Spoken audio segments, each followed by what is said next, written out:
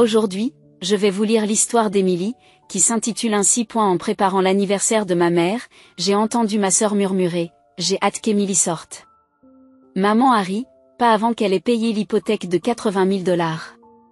J'ai gémi et j'ai fermé la porte. 2 jours plus tard, j'ai porté un toast. Eh bien, allons-y. Je m'appelle Émilie, et voici comment ma vie a été complètement chamboulée.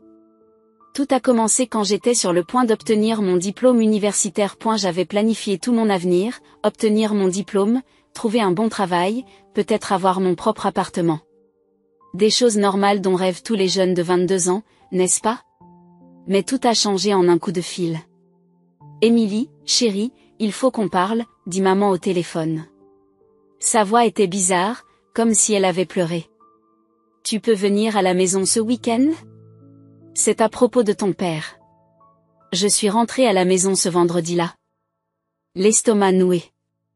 Quand je suis entrée dans la maison, j'ai compris que quelque chose n'allait pas du tout. Papa était assis à la table de la cuisine, pâle et fatigué. Maman lui tournait autour comme s'il risquait de se briser en morceaux. Qu'est-ce qui se passe? J'ai demandé en laissant tomber mon sac à dos près de la porte. Papa m'a regardé avec ses yeux fatigués. J'ai consulté un médecin la semaine dernière pour mes douleurs à la poitrine. Il s'avère que mon cœur ne va pas très bien, mon petit. Mon monde s'est arrêté. Papa avait toujours été un homme fort, qui travaillait dans le bâtiment et ne se plaignait jamais de rien. Le voir si petit et si fragile me faisait peur. Le médecin dit que je ne peux plus faire de travail physique, poursuit-il. Je vais devoir trouver un travail à temps partiel, quelque chose de plus facile pour mon corps. Maman s'est assise à côté de lui et lui a pris la main. Nous sommes inquiets pour les paiements hypothécaires? Émilie. Le nouveau travail de ton père ne sera pas aussi bien rémunéré que l'ancien. J'ai eu l'impression que quelqu'un m'avait donné un coup de poing dans le ventre. Notre famille avait toujours eu des problèmes d'argent, mais elle s'en sortait. Maintenant, tout s'écroulait au moment où j'étais censée commencer ma propre vie. Et il faut aussi penser à ta sœur, ajoute maman en jetant un coup d'œil vers l'escalier. Jessica n'a que 16 ans, elle est encore au lycée. Elle a besoin de choses pour l'école, de vêtements, tu sais comment sont les adolescents. Jessica descendit les escaliers en sautillant à ce moment-là, les écouteurs sur les oreilles, complètement inconsciente de la lourde conversation qui se déroulait dans la cuisine. Elle avait l'air si jeune et si insouciante. 6 ans plus jeune que moi, elle avait toujours été le bébé de la famille. Hey, dit-elle en levant à peine les yeux de son téléphone. Je ne savais pas que tu rentrais à la maison. Hey, Jess. Ai-je réussi à dire, ma voix semblant bizarre, même pour moi. Après que Jessica a disparu dans le salon, maman s'est penchée en avant et m'a regardée avec des yeux désespérés. Émilie, nous savons que c'est beaucoup demandé, mais nous avons besoin de ton aide. Est-ce que tu envisagerais de revenir à la maison après avoir obtenu ton diplôme? Juste pour un temps, jusqu'à ce qu'on se remette sur pied. Je les ai regardés fixement, sentant le poids de leurs attentes m'écraser. Il s'agissait de mes parents, des personnes qui m'avaient élevée, qui m'avaient soutenue tout au long de mes études. Comment pouvais-je dire non? J'ai donc obtenu mon diplôme et je suis retournée vivre dans la chambre de mon enfance. En l'espace d'une semaine, j'ai décroché un emploi décent dans un cabinet d'experts comptables. Le salaire était plutôt bon pour un jeune diplômé. Et j'étais fière d'avoir été embauchée si rapidement. Mais cette fierté n'a pas duré longtemps. J'ai reçu mon premier salaire et j'étais ravie d'avoir enfin un peu d'argent. Je l'ai déposé et je suis rentrée à la maison, prête à parler de mon budget et peut-être à mettre de l'argent de côté pour moi. Émilie, le paiement de l'hypothèque doit être effectué demain, a dit papa dès que j'ai franchi la porte. Et nous avons reçu la facture d'électricité aujourd'hui. Comme ça, tout mon salaire a disparu. L'hypothèque, les services publics, l'épicerie, l'essence, tout a servi à maintenir notre famille à flot. Je me disais que c'était temporaire, que les choses allaient s'améliorer. Mais ce n'était pas le cas. Mois après mois, mes salaires sont allés directement aux dépenses de la famille. J'ai vu mes comptes bancaires rester pratiquement vides alors que je travaillais 40 heures par semaine. Pendant ce temps, Jessica recevait tout ce dont elle avait besoin pour l'école, de nouveaux vêtements, des fournitures, de l'argent pour les activités avec ses amis. Elle a besoin de s'intégrer, disait maman chaque fois que je remettais en question les dépenses consacrées à Jessica. Le lycée est déjà assez difficile sans avoir l'air pauvre. 2 années se sont écoulées ainsi. Jessica a obtenu son diplôme de fin d'études secondaires et j'ai espéré que les choses allaient enfin se calmer. Je pourrais peut-être commencer à économiser un peu d'argent pour moi, voire même envisager d'avoir mon propre logement. Puis Jessica a annoncé qu'elle allait entrer à l'université. Mes parents rayonnaient de fierté, et j'ai essayé de sourire moi aussi. Mais mon estomac a lâché quand j'ai compris ce que cela signifiait. C'est ainsi que les frais d'inscription à l'université se sont ajoutés à ma liste de dépenses. Jessica a choisi une école coûteuse, avec des dortoirs, des plans de repas, des manuels, de l'argent de poche, et c'est à moi qu'il incombe de payer. C'est un investissement dans son avenir, répétait maman. Tu comprends, n'est-ce pas Émilie? La famille aide la famille. J'étais donc là, à 24 ans, travaillant à temps plein et payant pour la vie des autres alors que je vivais dans ma chambre d'enfant. Je regardais mes amis de l'université sur les réseaux sociaux partir en voyage, prendre leur propre appartement, sortir avec des amis, s'amuser. Pendant ce temps, je ne pouvais même pas me permettre de sortir boire un verre après le travail. Un vendredi, ma collègue Sarah m'a invité à partir en week-end avec un groupe de filles. Elle m'a dit, il y a un petit bed and breakfast tout mignon à 2 heures d'ici. C'est seulement $200 pour tout le week-end, repas compris. Allez, Émilie, tu ne fais jamais rien d'amusant. Je vais y réfléchir, ai-je dit à Sarah, mais à l'intérieur, j'étais déjà en train de réfléchir à la façon dont je pourrais m'y prendre pour que ça marche. Ce soir-là, au dîner, j'ai abordé le sujet de manière décontractée. Des amis du travail partent ce week-end. Je pensais les rejoindre. Maman a levé les yeux de son assiette avec cette expression que je connaissais trop bien. Combien cela coûterait-il? Ce n'est pas très cher, peut-être $200 au total. Maman a posé sa fourchette et secoué la tête. Émilie, chérie, tu sais que nous sommes à court d'argent en ce moment. Jessica a besoin de nouveaux manuels pour ses cours et le chauffe-eau fait un bruit bizarre. Les $200 pourraient servir à quelque chose d'utile pour la famille. Je les ai tous regardés fixement, sentant quelque chose de froid s'installer dans ma poitrine. Je travaillais dur pour tout payer, et je ne pouvais même pas dépenser $200 pour moi pour un week-end. Tu as raison, ai-je dit à voix basse, je leur dirai que je ne peux pas y aller. Maman a souri comme si j'avais fait le bon choix. C'est ma fille raisonnable, la famille passe avant tout. Toujours. 2 années se sont écoulées ainsi. J'avais 26 ans et je subvenais aux besoins de toute ma famille depuis 4 ans. J'avais perdu des années de ma vie, et je n'avais rien d'autre à montrer qu'un placard rempli de vieux vêtements et un compte en banque qui ne contenait jamais plus de quelques centaines de dollars. Pendant ce temps, Jessica vivait à l'université. Chaque fois qu'elle rentrait à la maison pour les vacances, elle avait de nouvelles affaires. Des jeans de marque, du maquillage hors de prix, le dernier iPhone alors que j'utilisais encore mon téléphone à écran fissuré d'il y a 3 ans. Où trouve-t-elle l'argent pour tout cela? Un jour, j'ai demandé à ma mère en regardant Jessica montrer son nouveau sac à main à ses amis du lycée. Oh, tu sais comment sont les étudiants, a répondu maman, en faisant un geste dédaigneux de la main. Elle a probablement économisé grâce à son travail sur le campus ou quelque chose comme ça. Mais quelque chose ne collait pas. Jessica n'a jamais parlé de son travail, et chaque fois que je lui posais la question, elle changeait rapidement de sujet. Le point de rupture s'est produit pendant les vacances de printemps de la 2e année de Jessica. Elle est rentrée à la maison avec des sacs de shopping remplis de vêtements, de nouvelles baskets qui coûtaient plus que ce que j'avais dépensé en épicerie en un mois, et une routine de soins de la peau sophistiquée qui avait probablement coûté $200. J'étais dans la cuisine en train de préparer le dîner lorsqu'elle est entrée en portant une veste en cuir toute neuve. J'ai dit, jolie veste.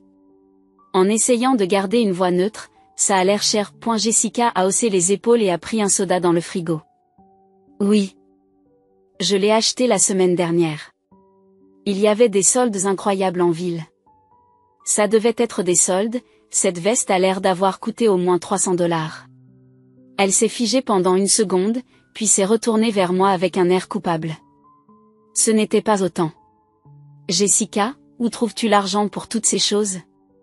La dernière fois que j'ai vérifié, tu n'avais pas de travail. Son visage est devenu rouge et elle a commencé à tripoter la fermeture éclair de sa veste. Ce ne sont pas tes affaires, Émilie. Mon Dieu, pourquoi es-tu toujours aussi curieuse de tout? Parce que c'est moi qui paie tes frais d'inscription à l'université, ton dortoir, tes repas et apparemment tout le reste dans cette maison, lui ai-je répondu. Alors oui, je pense que j'ai le droit de savoir où tu trouves des centaines de dollars à dépenser en vêtements, point. Peut-être que si tu n'étais pas si radin tout le temps, tu comprendrais que les étudiants ont aussi besoin de belles choses, virgule. A-t-elle rétorqué. Je suis radin, je suis radin. Je sentais ma voix s'élever. Jessica, je travaille 40 heures par semaine et je donne chaque dollar à cette famille. Je n'ai même pas les moyens de m'acheter de nouveaux vêtements, point. Elle a roulé des yeux.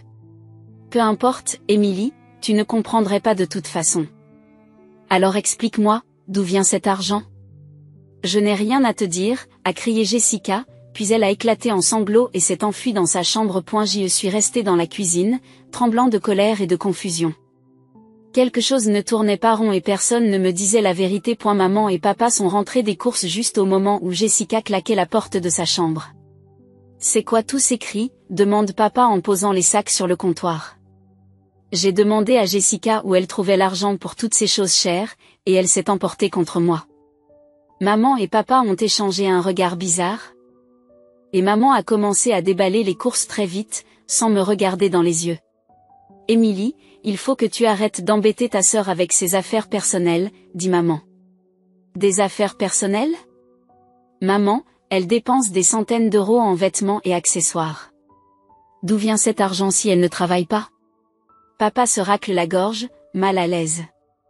Écoute, Émilie, ta sœur veut juste s'intégrer à ses camarades de classe. L'université, c'est dur, et elle a besoin de se sentir à sa place. Cela ne répond pas à ma question, d'où vient l'argent? Le silence qui a suivi m'a dit tout ce que j'avais besoin de savoir. Maman continuait à éviter mon regard, et papa était soudain très intéressé par l'organisation des conserves. Oh, mon Dieu, ai-je dit, la prise de conscience me frappant comme un camion. Tu lui donnes de l'argent, tu prends l'argent que je te donne pour les factures et tu le donnes à Jessica pour faire des courses. Émilie, ce n'est pas si simple. Comment ça maman? C'est exactement aussi simple que ça, criai-je à présent. Je me tue à la tâche pour payer l'hypothèque et les charges, et toi, tu prends cet argent et tu le donnes à Jessica pour qu'elle fasse du shopping. Elle a juste besoin de quelques belles choses, dit faiblement papa. Elle ne veut pas avoir l'air pauvre devant ses amis. C'est donc à moi d'avoir l'air pauvre. Je devrais porter les mêmes vieux vêtements et utiliser un téléphone cassé pour que Jessica puisse avoir un sac à main de luxe. Tu es égoïste, Émilie, dit maman en me regardant enfin. Jessica essaie de faire des études et de se construire un avenir. Elle a besoin de tisser des liens, de se faire des relations. Avoir l'air professionnel en fait partie. Professionnel?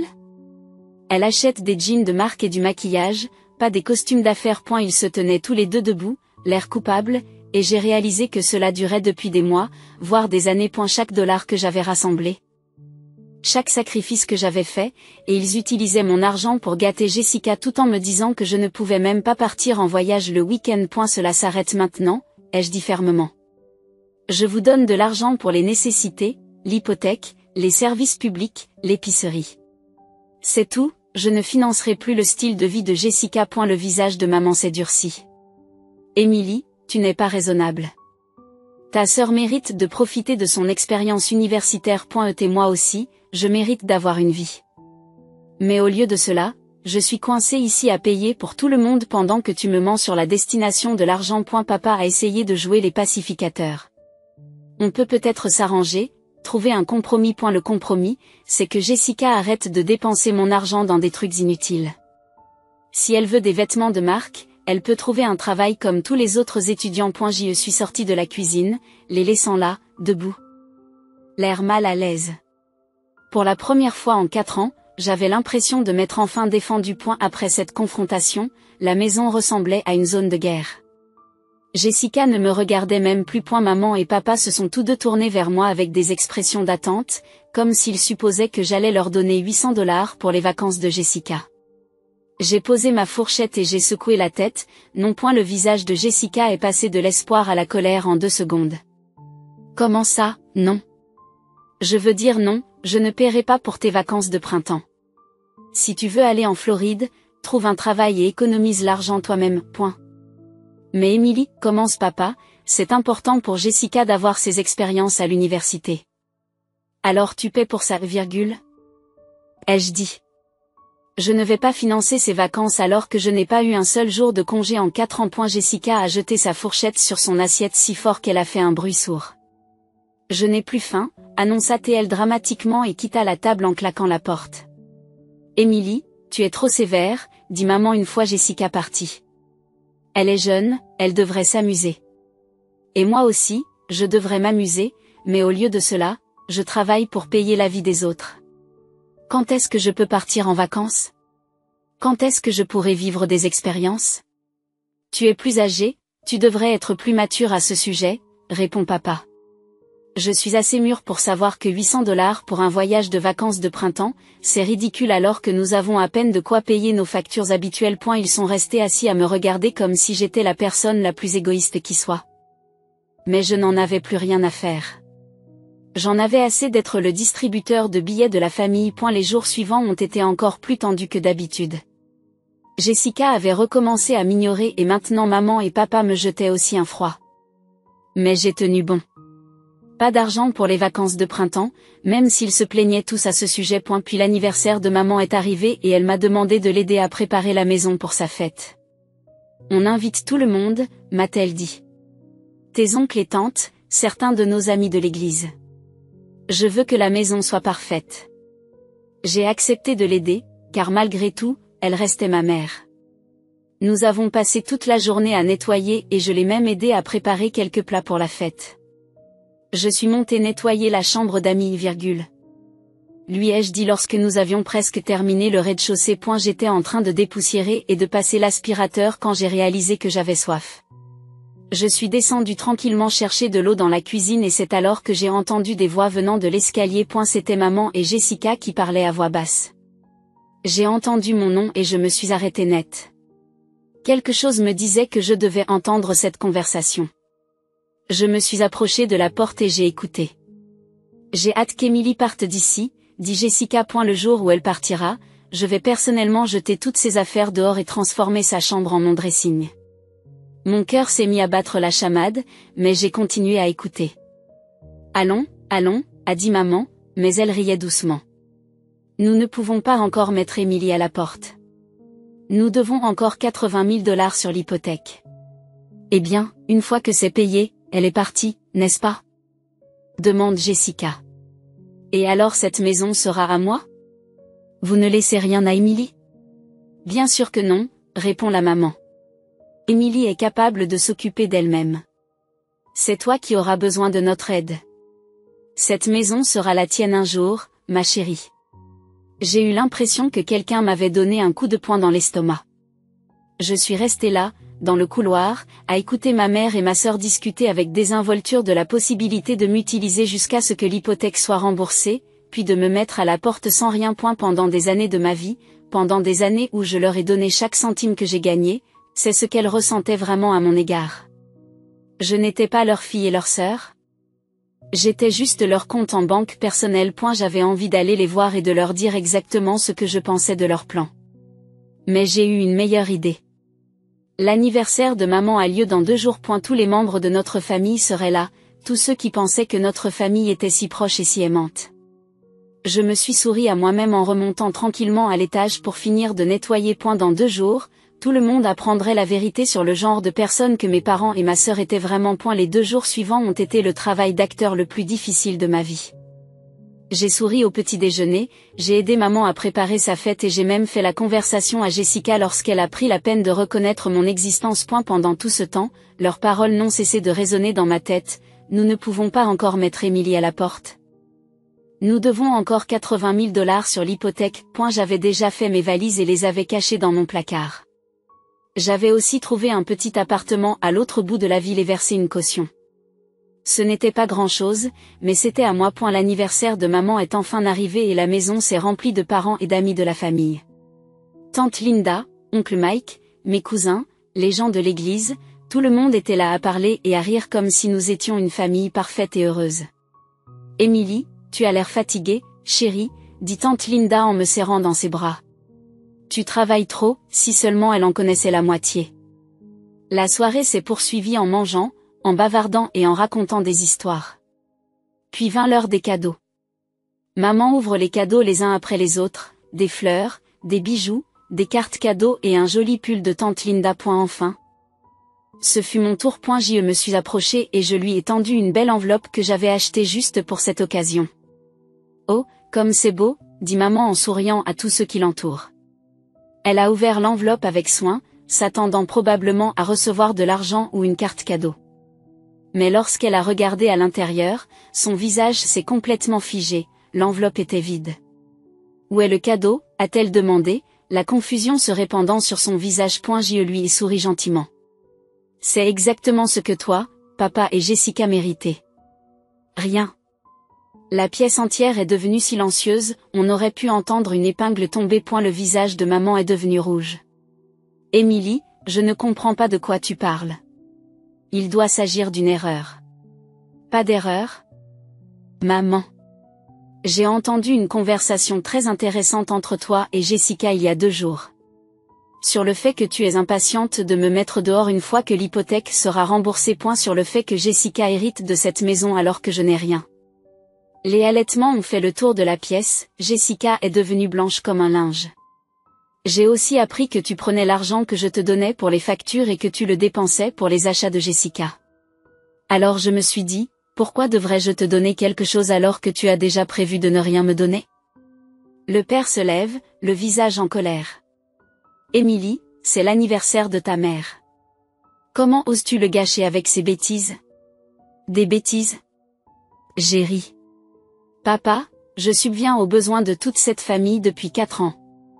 Je paie l'hypothèque, les charges, les courses, les frais de scolarité de Jessica, tout. Et c'est comme ça que tu me remercies? En prévoyant de me jeter comme un déchet une fois que tu n'auras plus besoin de mon argent? Jessica s'est mise à pleurer. Émilie, tu es une sœur horrible. Je te déteste. Bien, ai-je dit calmement, parce que j'en ai fini d'être ton distributeur de billets personnels. Je déménage aujourd'hui et je ne paierai plus jamais de facture pour cette famille. Ton rêve de me voir partir se réalise, Jessica, mais maintenant tu dois te débrouiller pour payer ton propre collège. C'est alors que la sœur de papa, tante Carole, se lève, l'air choqué. Attendez une minute, dit-elle lentement. Émilie a soutenu toute la famille parce que tes parents nous ont dit que tu vivais ici parce que tu ne trouvais pas de bon travail. Ils ont dit que tu avais des difficultés et qu'ils t'aidaient par pitié. Tous les autres membres de la famille ont commencé à hocher la tête et à murmurer en signe d'approbation. C'est aussi ce qu'on nous a dit, dit l'oncle Mike. Nous pensions qu'Émilie était celle qui recevait de l'aide et non celle qui en donnait. Je n'étais même plus surpris. Bien sûr, ils avaient aussi menti à tout le monde à ce sujet. Maintenant, vous connaissez la vérité, ai-je dit à la salle pleine de visages choqués. Je suis désolée d'avoir gâché votre fête, mais je ne pouvais plus faire semblant. Je suis montée à l'étage pour prendre mes valises, tandis que toute la salle était en proie à des conversations confuses derrière moi. Lorsque je suis redescendue avec mes valises, tous les invités étaient encore là, regardant ce drame familial se dérouler comme s'il s'agissait d'un feuilleton. J'ai dit simplement au revoir, et je suis sortie par la porte d'entrée. La plupart des invités m'ont suivi à l'extérieur, essayant probablement de comprendre ce dont ils venaient d'être témoins. J'ai chargé mes valises dans ma voiture et je suis partie sans me retourner. Mon nouvel appartement était petit et en grande partie vide. Mais lorsque j'ai franchi cette porte, j'ai ressenti quelque chose que je n'avais pas ressenti depuis 4 ans, la liberté. Bien sûr, ma famille n'a pas voulu me laisser tranquille. Mon téléphone a commencé à sonner au bout d'1 heure et ne s'est pas arrêté. Maman, papa, Jessica, ils ont tous appelé et envoyé des messages non-stop. Mais je n'ai pas répondu à un seul appel ni lu un seul message. Après environ 1 mois de silence paisible, une cousine éloignée que je connaissais à peine m'a appelé. Émilie, il faut que tu te réconcilies avec tes parents, m'a-t-elle dit. Ils se débattent vraiment sans ton aide. J'ai répondu par l'affirmative et j'ai raccroché. D'autres membres de la famille m'ont appelé par la suite. Tous avec le même message me disant que je devais pardonner à ma famille et l'aider. J'ai raccroché à chacun d'entre eux. 3 mois ont passé et j'ai appris par des amis communs que Jessica avait été obligée d'abandonner l'université parce qu'elle n'avait pas les moyens de payer les frais de scolarité. Elle travaillait maintenant dans un magasin du centre commercial, essayant d'aider ses parents à payer l'hypothèque. Je n'ai ressenti aucune sympathie pour aucun d'entre eux. Je vivais enfin ma propre vie. Je pouvais m'acheter de nouveaux vêtements, sortir avec des amis, économiser de l'argent pour l'avenir. Pour la première fois depuis l'université, j'avais l'impression d'être une personne à part entière et non un simple salaire. Ma famille avait fait son choix en décidant de m'utiliser. Ils pensaient pouvoir profiter indéfiniment de mon amour pour eux, que je ne comprendrais jamais leurs plans et que je ne me défendrais jamais. Ils avaient tort. Maintenant. Ils savaient comment survivre sans moi, tout comme j'avais appris à survivre sans eux. J'en avais fini d'être leur gagne-pain et je n'avais jamais été aussi heureuse de ma vie.